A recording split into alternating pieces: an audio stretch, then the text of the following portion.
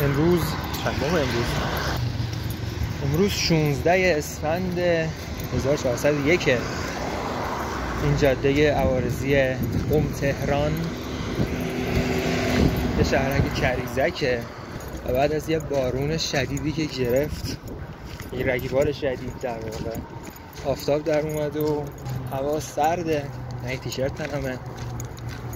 من قم زندگی میکنم در حال حاضر توی کارگاه چوبگوری توی کریزک، مشغول به کارم. وضعیت مالی از افتضاح طرفتره. الان عملا جیبم خالیه، پولی ندارم که بخوام تا کریزک حتی تاکسی بگیرم یا اسنپ بگیرم برم، مجبورم پیاده برم.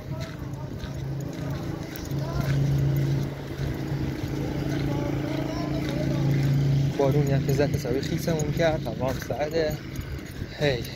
این روزا میگذره، خاطره میشه.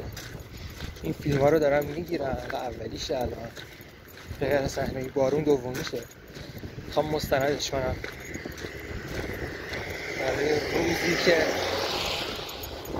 خاطرش فقط برام خنده دار باشه، که بگم جیبم هیچی توش پول نیست، برام یه شوخی باشه. با امید اون روز